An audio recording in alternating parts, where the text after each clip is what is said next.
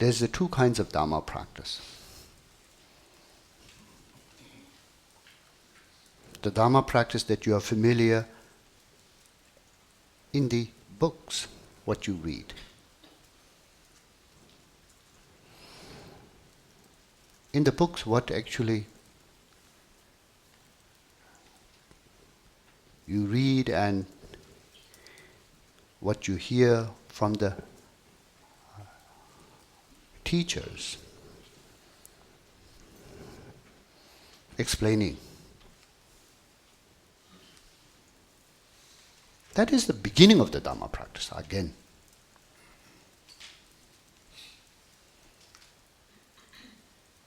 The other kind of Dhamma practice is self-awareness. Self-awareness of your own experiences.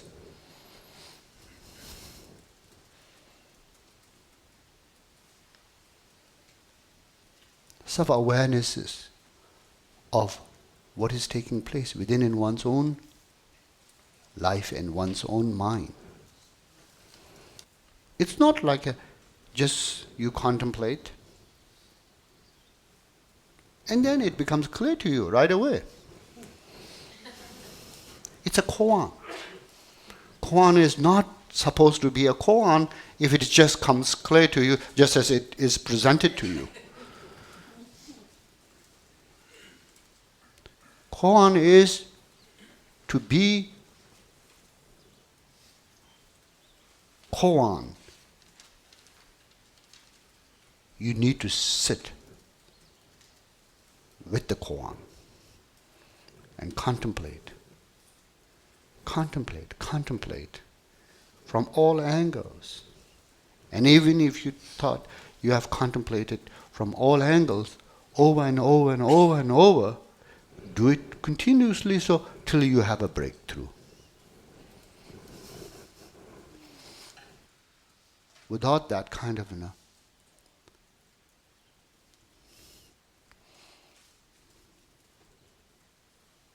contemplative mind, interest, taking the time, studying, knowledge of the Dharma from outside that helps inside of yours, own sharpening of the mind.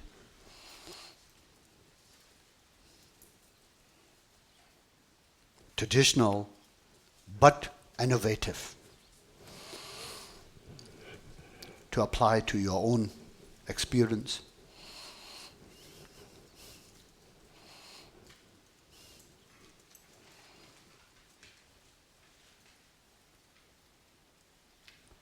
Almost I feel we are bound to travel on the rut of habits.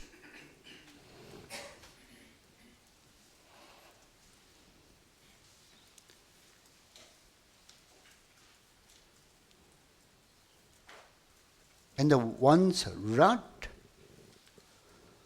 or ruts of habits of life is going to be very much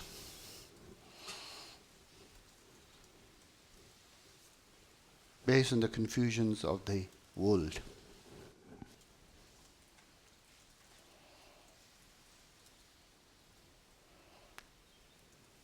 I think in this way, the second kind of the Dharma practice in our lives, particularly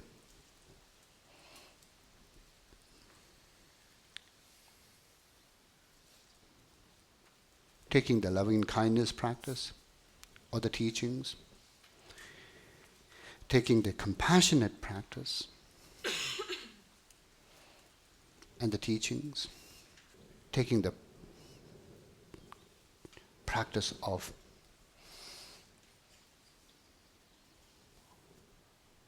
how ultimately everything is designated by one's own thoughts.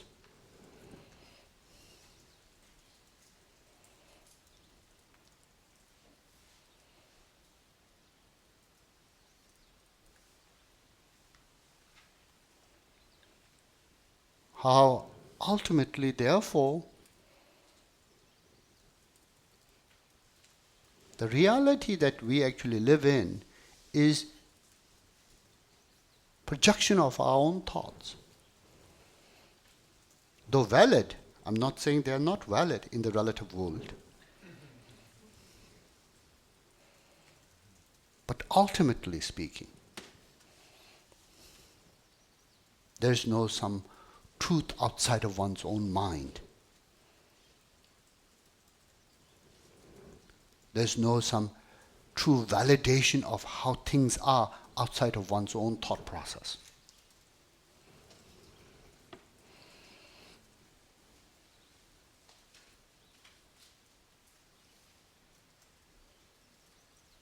How everything is, for that matter, dependently originated. How therefore everything is not intrinsic from its own side. However we felt anything is intrinsic from its own side is a failure of our own reading of the situations. It's an emotional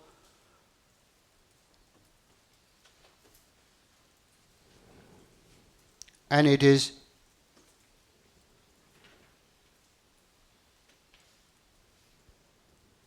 mental default. And this kind of an emotional feeling of something is solid, something is intrinsic from its own side, rather than seeing how it is came to be existent based on a dependent origination.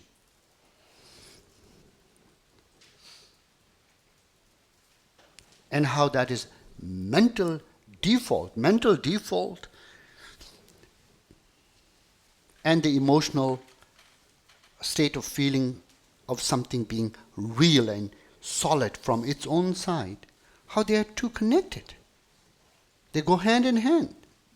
Mental default of reading the situation as an interdependently originated or anything and everything is being interdependently originated gave the platform for the emotion to feel things as a solid, things as a real, things exist from its own side. So if you take the platform away by contemplations, then you see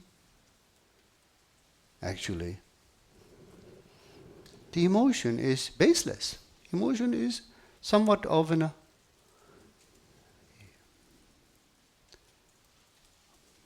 blind.